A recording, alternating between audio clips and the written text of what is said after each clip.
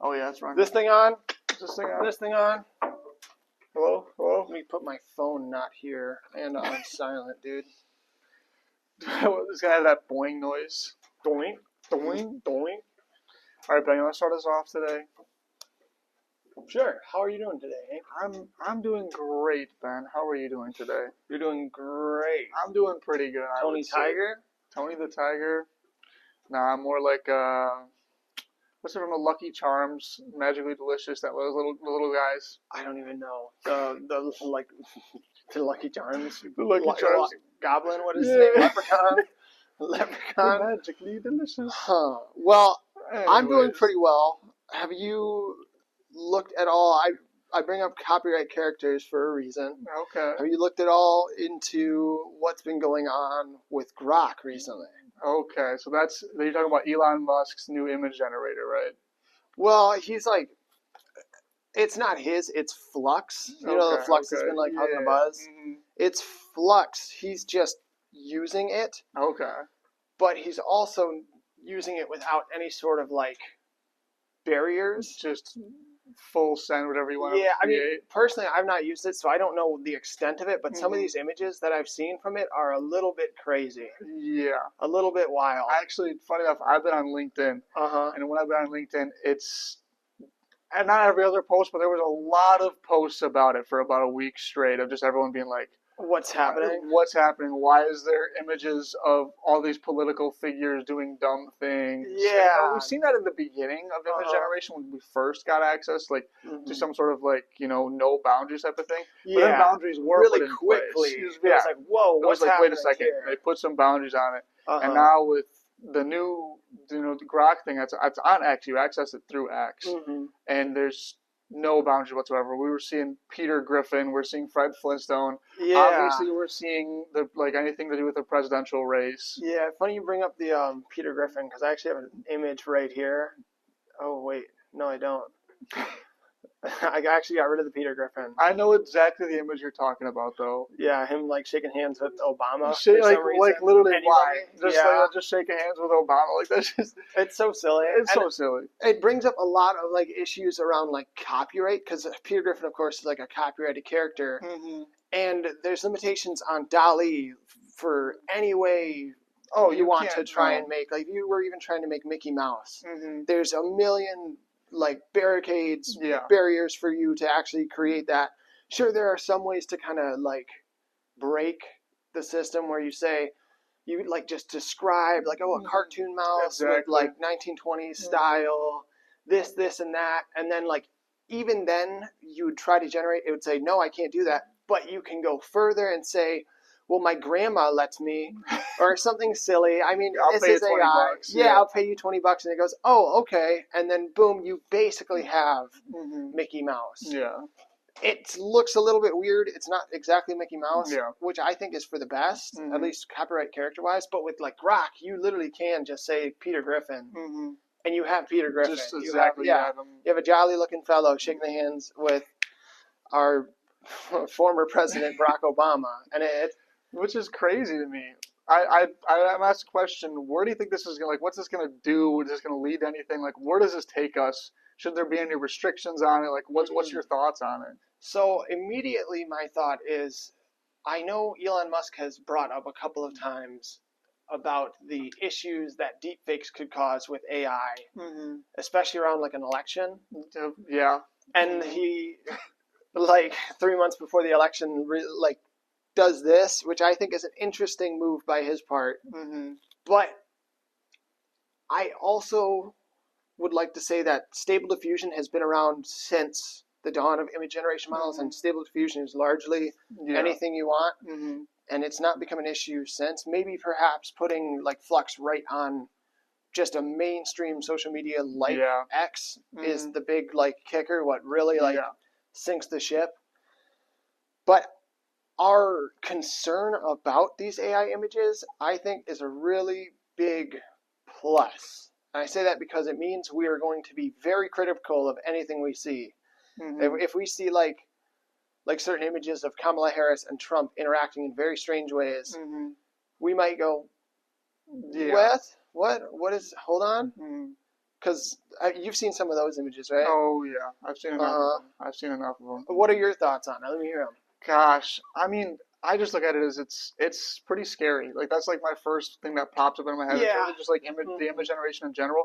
Because like you said, when it comes to the like putting it directly onto X, Yeah. that makes it a million times more accessible for most people. I know we're having this conversation a little bit before. I'm like, if my grandpa was able to get onto X, he would be able to generate any image that he wanted. And cool, you want to be like give this opportunity for people to do what they want, but then it leads to people that probably shouldn't be generating images. Yeah. And it also it's before, like you said, with the Stable Diffusion, there was some sort of blockage. It wasn't directly on a mainstream platform, one of the mainstream platforms. So now with it on there, it just gives it access to so many more people. Now there's going to be nefarious actors that really easily can access Flux, which is like, I mean, making waves for a reason. It's so realistic. I was generating images literally a couple of days ago, and I was like, I could not tell. Yeah. Like I was looking at the image, and I was like, maybe like the lettering's like slightly off, but otherwise that's a real person on like a TED stage kind of thing. Yeah, I've got a couple pulled up right here actually. If you want to take a peek.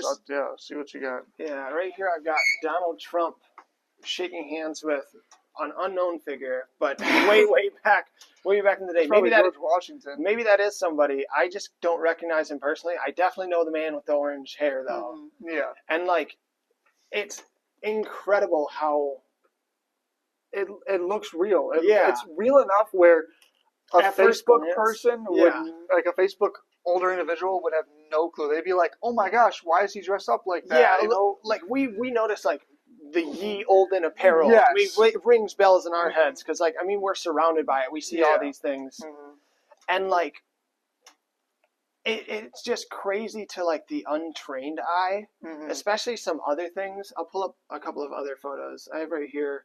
Like this kangaroo, which is an AI generated photo, but like your grandmother wouldn't know. No, like literally no clue. Like I noticed right off the bat some of the like you can look at the face of it. And it's just a little weird. It's a little off, and I mean a little bit off. Yeah. So like you said, to the untrained eye, to my grandma jumping onto Facebook, wanting to go like some pictures, she's gonna say that and be like, "Oh my gosh, that's so cute, so amazing," you know? Yeah. Like what immediately points out to me is this big weird long thumb. Oh my god! Yeah. This big weird Didn't long even notice thumb. That he pointed it out. It's always little weird things. Like if you look in the hand, it's very smooth. Yeah. That's not really like human smooth. These tendons, kind of curve. I don't know about you. Mine don't curve like that. Yeah. And like the forearm to bicep ratio. Maybe there's like some medical condition going on that I don't understand. But there are a few things here. Watch on backwards right there. Yeah. There's things that like if you aren't trained or you don't know what to look for, you just go look at him. Look at his little face. You wouldn't know. Yeah, I want to pet him. But people are like taking advantage of this and just kind of like farming our grandparents. Yeah, literally, they're making good money, and it's a persuasion thing as well. Yeah, like if you're talking about like the Donald Trump picture during election time, having him shaking the hands of certain individuals or doing certain things, that would sway people like very easily. Would sway people, especially the older generation that doesn't have that keen eye. And who's just going to see it the one time and go talk about or it. Or just like repost it or scroll. Exactly. And now, you've planted something in their brain that they think is real. And you can't say it's not. Like, it would be so difficult to say, you know that photo you saw wasn't real. What do you mean? What do you mean it was? I saw it. No, that was real. It was all with my own eyes. Everything on the internet is true. Yeah, and that is, I think, the biggest spook for the whole Grok thing is and just AI image generation in general. Yeah, it's just the misinformation. But again, I'll say the fact that we're aware of this, and I think it's our duty to let all of our grandparents or people we think are susceptible to like this misinformation that is like now so, as you said, accessible to everybody with Grok. I think it's our duty to kind of say, hey, it's the internet, you don't trust everything on the internet. Now also do that with images. Because and maybe we'd show like this little kangaroo and be like, what do you think? And then walk backwards with that or something like going over like, okay, here's the things to spot to make sure that you're understanding that this is actually AI. Because I'll go a little bit further because I do want like the both of us to go through like all of the things to look out for, just so if anybody gets something from this, at least they can spot image or AI images. And if it's not thanks to us, I think they should go and generate a bunch of images, because the more you're around it, the more you kind of see things, the more you notice, like, that's a little bit weird. Why is the lighting so perfect here? Exactly. Why is his jawline so you go onto Dolly, and I'm like, oh, I can create an image of myself, and then it just makes me the most Chad looking dude ever, and I'm like, Superman. okay, literally Superman times 3 sometimes. Uh-huh. And it's like, oh, have him doing a push-up, and he's got like the most formed chest, and he's like, yeah. I'm like, dude, come on, like make a normal person, and if I say make him into a Chad, do it the opposite. Yeah, make him into a Chad. Exactly. Now upgrade him. Exactly. Make him better. No, but so I'm gonna pull out. This is something our grandparents might see on Facebook.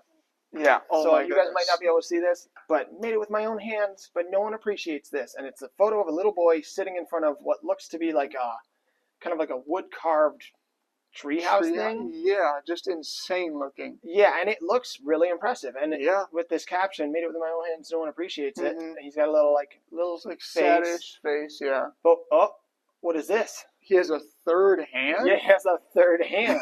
This is a little. But bit you even like when you scroll on, look how many likes this thing has. Like it has like 12K likes. And this is like low for what I've seen. I've seen photos like this with easily 700,000. I remember I was telling you about the one example. It was like a tribe over in Africa that had like created some crazy looking or at least cross. Claimed, and it was like claimed that they did it, and it had hundreds of thousands of likes.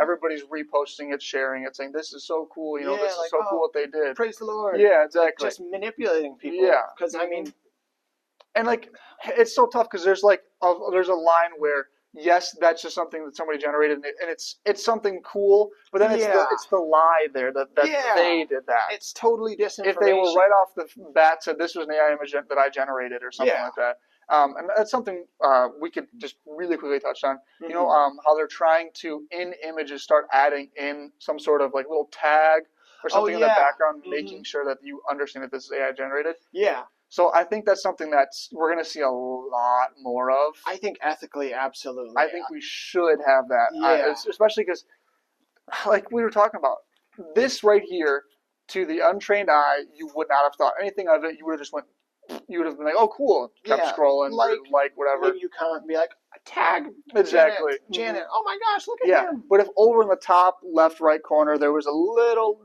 thing, like a little symbol that said AI generated, or and because it had the little tag that it recognized. Yeah. Then you're like, okay, this is still cool, but it should not be getting as much praise. You know what I'm talking about? Yeah, I definitely think information. Yeah, absolutely. I definitely think like the clarification of when AI is used is going to be something that we'll see in the future. Absolutely, because I could only imagine the damage you would cause to like a reputation or like to like a relationship if you all of a sudden just start like feeding all of your I start feeding all of your emails into a bot and it just spits it right back at you and I don't even think about you anymore. Yeah.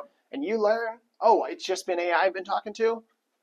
You know what I mean? Exactly. You're like, come on. Man. Yeah, I think that kind of stuff is a lot more likely to cause immediate damage over it's like a reputation damager for sure. Like when I see people, this is just funny, like on LinkedIn AI comments, huge thing. It does look silly. It looks super silly because super silly. I won't say 90%, but I would say a lot of the AI creators out there use AI comments to some extent, which it saves time. I understand that. Yes, but a lot of the time it's just like, oh, either great post or they'll say something like, wow, the majesticness of this post and all this, and I'm like, it has like bullet points and like 3 emojis every time you go check their profile, look at their comments. It's the same structure, different things. I'm just like, dude, you're hurting yourself because everybody that you're commenting on knows this is an AI comment. Yeah, I would much rather. What does that make you look like? Exactly, I'd much rather you.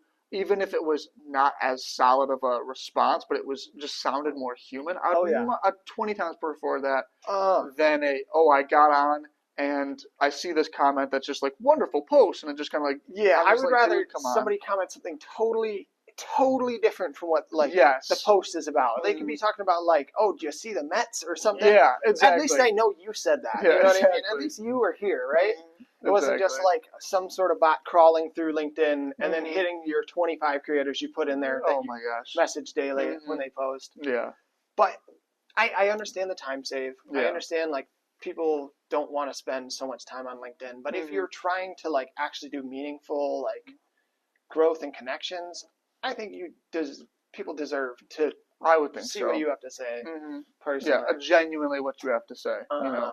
And I think those kind of things are going to be the much bigger damager that AI could cause before we see Terminator. Anything like that. That is nothing that we will see.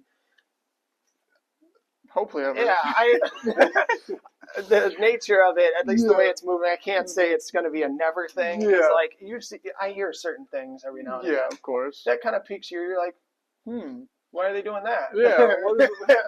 Why do they got those robots doing that? Yeah. Yeah. Gets you thinking. Just a little bit something or other. But that's the case with literally all technology. The military will pay exorbitant amounts of money for anything. I think I just seen something about something like AI being used just like to thwart something from a different country to another country, and I was like, what? I think it's something to do with OpenAI actually. Yeah, they have they at one point had like a clause to never get involved with the military, but I don't really know. It was literally today I just seen it, but I need to go back through it like before I'm like, before you start stopping it. Yeah, I got exactly. you. Understood. But it was something I was like, what is AI being used for right there? And I was like, once it starts getting used in that, it's going to just and of course it's probably got some crazy headline on it, so it's just something that makes you go like, they're doing what? I was what? Like, yeah. It's like complete, like go back to like the complete misinformation. It's like, this person said this, and it's like totally out of context and like just finagled in a way to make it sound like that's the case, when it's actually not. There's like a whole 70% of a sentence missing from it. Exactly. It just says like, I hate so and so. It's like I would never use military, and it's like he's going to use military. It's like, no, that's not what that meant. Yeah, exactly. So I'm just going to pull out one or two more images for us to look at, just so we can kind of get the Do you know what image I'm looking at? No, you switch images. Don't go to that image. Okay. I know what you're looking at. Yeah, that one, we'll cut that out. Yeah, that image does not need to be seen. If you're on LinkedIn and you follow any creator that's posted about it, you've likely seen that image that Ben's talking about. Yeah. It involves two political figures. And some wildness. Wild allegations. Yeah, over the allegations. All right, so here's like another post that we might see, our grandparents might see, but we're just going to walk backwards and say like all of the different things to look out for, just so it kind of walks into your brain. So immediately, I mean, this does look pretty authentic. Yeah, pretty close. Yeah, pretty authentic. I mean, it's a little strange. There's another dude wearing person behind. Yeah, the hats are a little bit strange. Yeah, it's like a mix between like a ball cap and then like the actual hats of like something they would wear. The actual like respectful military attire. Yeah, and those immediately like makes me feel weird. Though the smoothness of their cheeks, the absolute lack of like weather and like age other than wrinkles is a really big tell. But my biggest thing is if you look at this fourth man right here, his hands have turned into a meatball.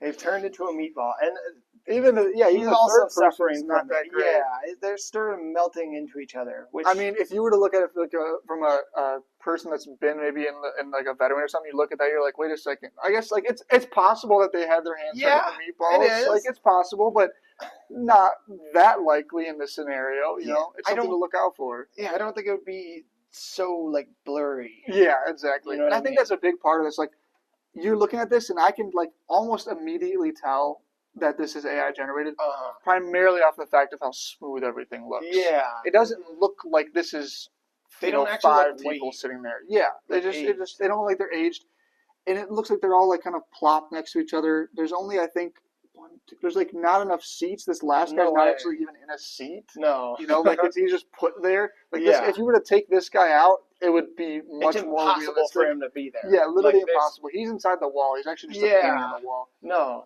Another big one that I was noticing when you look at like the patches don't always match up completely. The lettering, like just stuff. Yeah, exactly, stuff like the that. bite taken out of the American flag right here. Exactly. The letter, that's a big one. Especially when Yeah. it comes to like AI image generation. Smaller letters get And really messed up. yeah, and in terms of like AI image generation, for the most part, they suck at words. They suck at letters.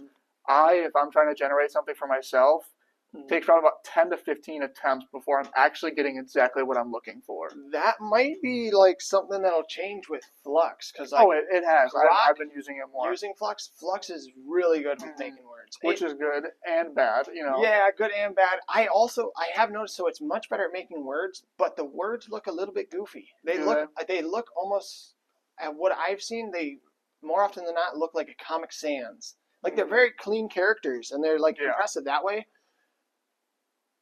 But it looks like somebody took it and put it in a Canva and decided not to change anything, just make a bold font, type it in, and that has been a tell for me. But a lot of those images are so like indistinguishable. Yeah. So what I always say is look for the hands, look for skin, look for like any like symbols you would recognize, see if they're all messed up, see like this bite taken out of the American flag. Look to see if reality is being followed, like you said, like that man shouldn't be there.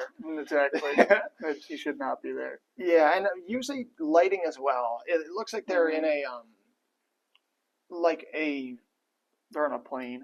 Yeah, they're on a plane, but the lighting and the style of the plane, it feels like they're on a like furniture commercial set. Okay, yeah, you know what I mean?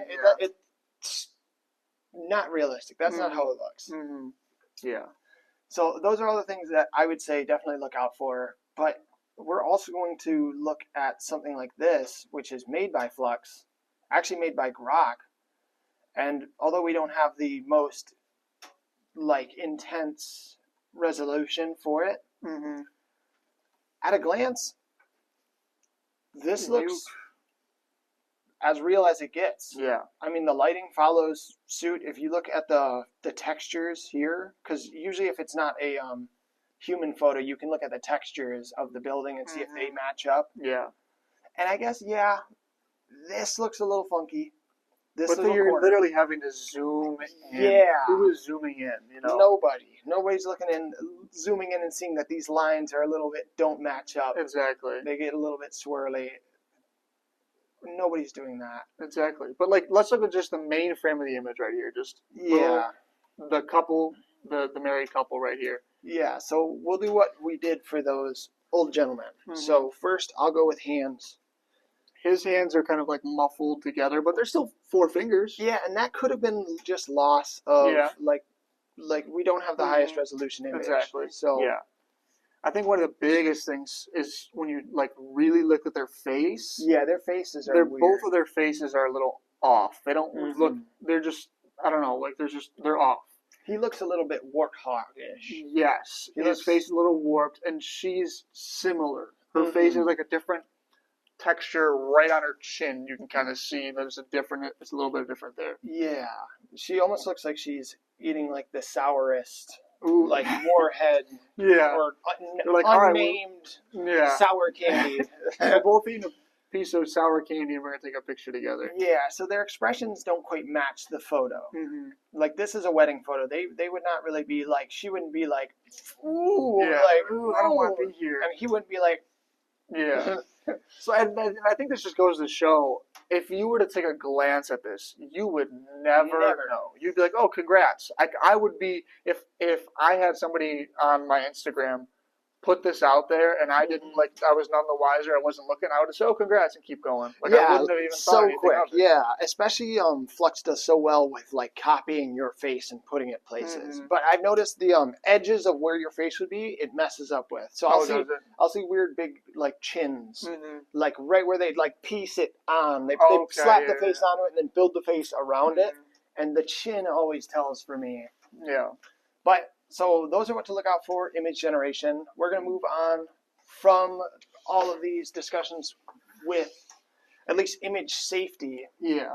Maybe we touch on just our big end-all be-all thoughts on how we think these images are going to affect society, media, just yeah, I think media in general. I'll just kind of touch on like what my thoughts are. So Yeah. in terms of image generation in general, what at first when we were first starting with the AI image generation, it was not the greatest, or to get into the point where it was like, okay, Midjourney looks really good, and you're able to create some cool images. It was already like we recognize it's a threat. You know, that was not even a full year ago, and it was already high quality enough images where you could pretty much do whatever you want. You could pass for about anything. And in the future, and I say future as in right now, in terms of like from where we are now to the next couple of years, we're going to get to the point where it's going to be genuinely indistinguishable for the most part, unless we have those types of tags on it.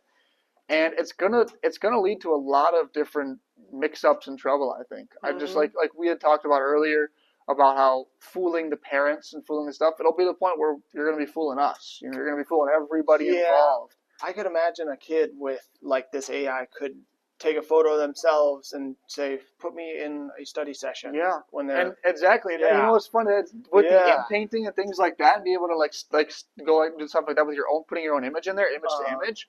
That's even crazier. I don't even like my head didn't even wrap around that idea. It's like, oh yeah, people can use this for even more nefarious in life reasons. Not even the like, oh, making political figures kiss or whatever and stuff like that. It's like, no, they could genuinely do some pretty bad things with this. Yeah, it could totally it could make, just for like social aspects, it could make kids sneaking out and doing like things easier. It could make cheating easier. Oh my gosh, yeah. Oh, I am where I said.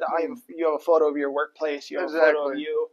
Just kind of like have it mix something together. And I think if we don't have some sort of like sticker on it or some sort of tag to know that it's AI generated, we're going to be going down a path where it's like, you genuinely just cannot tell. Especially for these smaller use cases. I know there's like the big thought and threat of these political campaigns being destroyed. And just persuasion in general, like media persuasion. For like, if I were to post something that I had like a bunch of big followers, and I posted something and I could sway them all one way, which is obviously a thing. That's a big thing. Being able to post an AI generated image and swaying a whole group of people one way, it makes it so much easier, and it makes it somewhat more threatening as well. Because now any influencer can really use their influence for who really knows. Because now it's not a budget thing. Because before, I mean, if you really did want to do that, you could, but you'd have to spend so much money to really kind of put things where you need them. AI can make it so much cheaper. I mean, you spend like $10-15 on Midjourney, you can create anything you want. Flux is genuinely free off the bat. But I know we're talking a lot about the negative, but I do think that there are so many positives that these image generations can cause. Example would be like creating coloring books for your kids. Oh, that's just a little fun thing. Coloring books for your kids, just making like little silly images that you send to like lighten up people's day, like little things like that.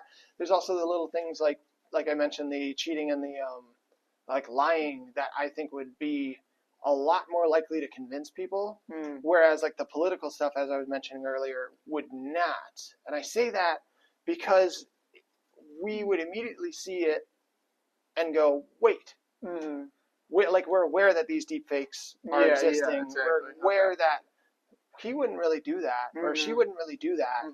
Let's look into this further. And it is a lot more, it almost makes the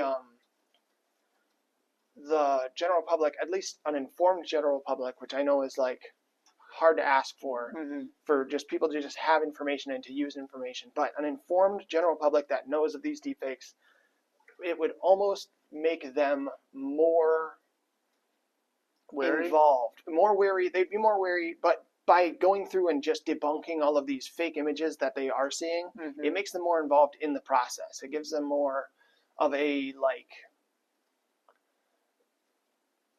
either a look into how the opposition is acting or how they would rather people be portrayed, and now they're more likely to get involved, which I think would be a positive. Yeah, I think getting involved, having a say, like they do have a say, but then from here it's like, all right, now they're speaking out. They're saying, no, we want this in place. You know, we want some boundaries or some barriers in place to prevent these type of things from happening.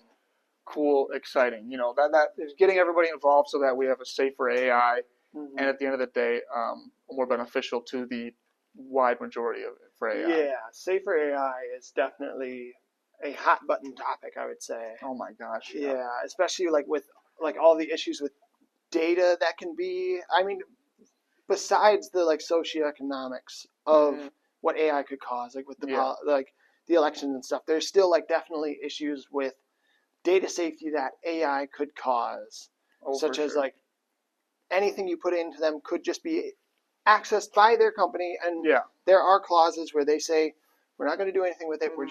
We're not making sure. We're making sure our model works. But Facebook has been in pretty hot water about how they use data, and that was after years of doing what they were doing before somebody was really like, "What are you doing?" Could be the same with AI. So I personally always like to kind of clean up any information that's about myself or about anybody I know. Like if I was to put like Mr. Hank Barker, like, and I was using your characteristics to do something on an AI, I would always practice just either anonymization or generalization. Are you familiar with these? I am pretty familiar with these, actually. Okay, then take it. Yeah, I'll take it away. So the anonymization is basically any sort of like personal identifying information. Like let's say I'm going to start prompting and I have like let's say a data set of a bunch of people's information. Okay. You want to go through that information first before you input it in the tool, and you want to anonymize anything that's like personally identifiable. So let's say anonymizing is like, let's say instead of Ben Tarswell, it'd be John Doe, for example. Okay. So it's more like it's like also this is also talking about generalizing as well. So you're just taking that information that would be usually personally identifiable. Let's say like something like I said, like a name or a phone number, anything like that that could be trained on and brought back up from a prompt later on. You would want to just be like, nope, this is not something I'm putting into the tool. Yeah, wipe it and make it untraceable to me. Yes. Is the idea. Yeah, basically. It's kind of what I'm hearing. Okay. Yeah. So like, you mentioned generalization and the John Doe example being generalization, right? Yes. What else is an example of generalization? Let's say you have like a dress of some sort, for example. You could instead of saying like, I was about to say my own address. Hey, send mail. So instead of saying K-Pac Road, you could say just something like more of like a general area, like just like K-Pac or a main street, for example. Like Main Street would be a good example. Road Avenue. Exactly. And you can do the same thing when it comes to like numbers, for example, because a lot of big people are like, okay, I don't want to be like financial information to any extent. You can just change that. So instead of saying like 10,372, you would say like around 10,000, or you know, like have it for like whatever information that might be. Exactly. Maybe it's like monthly like income or apologies. Antivirus always wants to complain to me. But I like that. That's essentially like what I do is I would do the I would take Benjamin Tarswell and I'd just say adult man. Yeah. I would say generalization. Like age 23, let's cut that down to like 20 or 22, 25. Yeah, you could do like a 20 to 25 an brackets. age range. Instead of saying like where I'm working, what I'm doing, just say like entrepreneur or like co-founder of a business. Just really kind of wash my name away from it without getting rid of who I am. So that is still available for the data set to be used.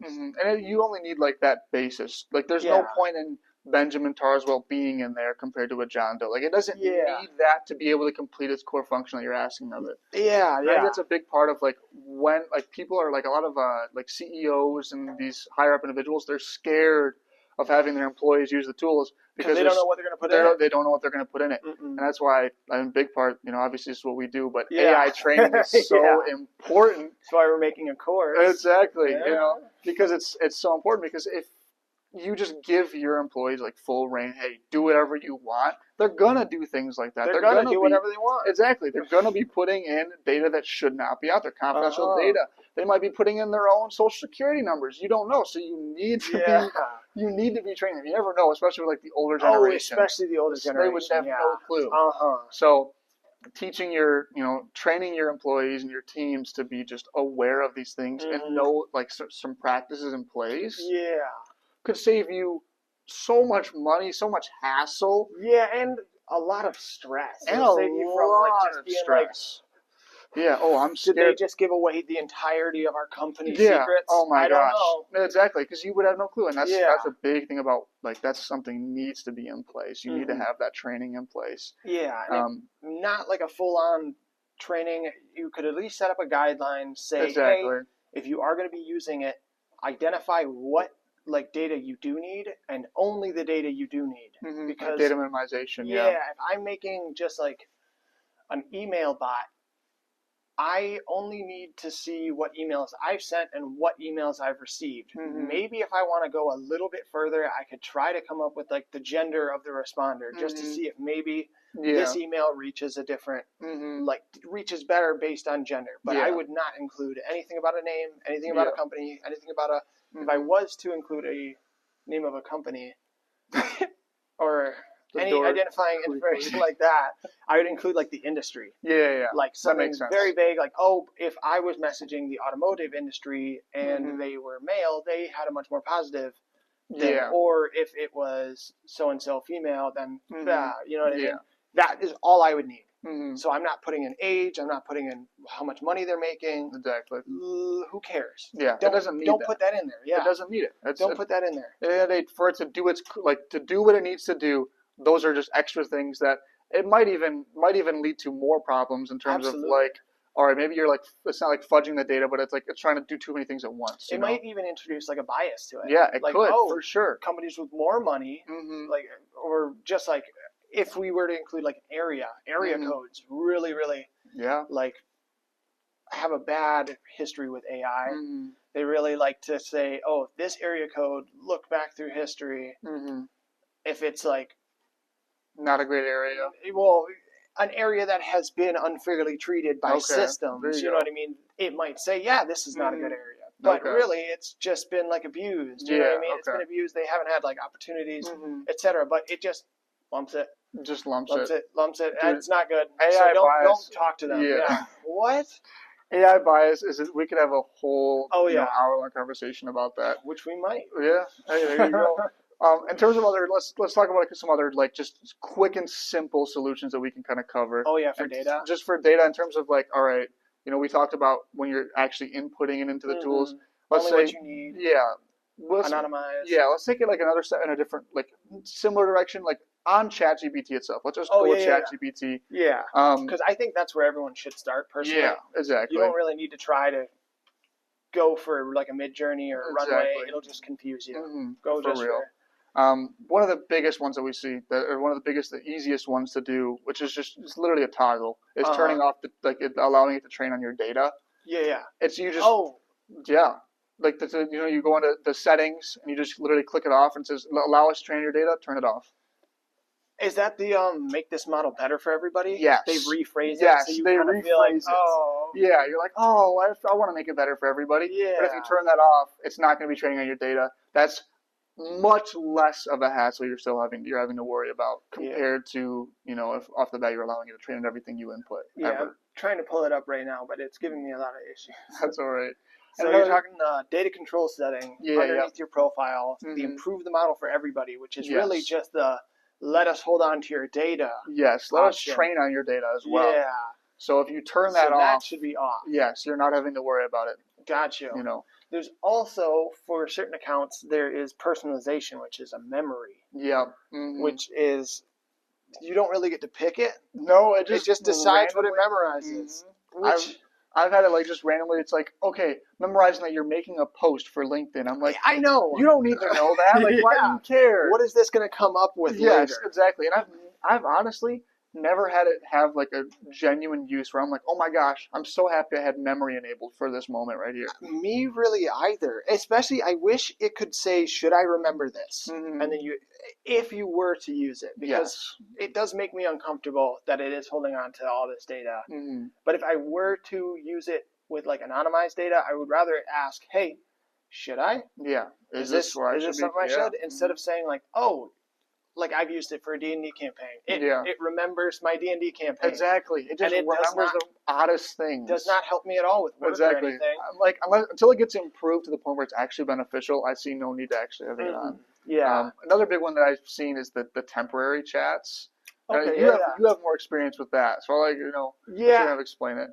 And honestly, it is what it says it is. Mm. At least from what I understand, it doesn't hold on to any information from it. That's the claim being made. That's the claim, yes. Whether or not that is true, I can't really say. I'm Yeah. not an engineer on this model. I'm not somebody who really knows what's going on here. I know what it says it tells me. Yep. Which is, hey, if you use this temporary chat, it won't remember things. But one, it's a bonus. I still personally don't put in any like personally identifying information.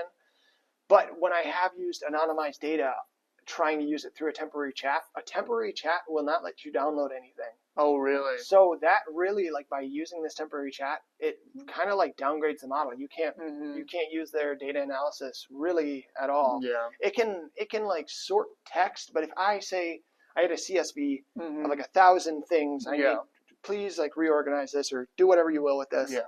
Whatever I'm looking for. It would take that and like upload it and then give you a download file that doesn't do anything.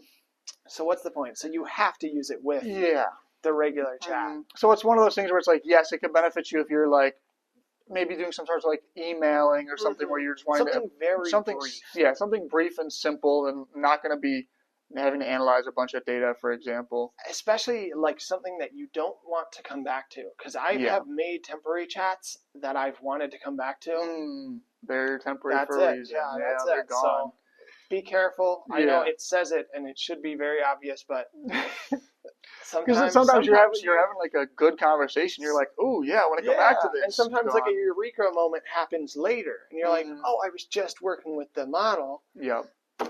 Gone. Yeah, I should have done.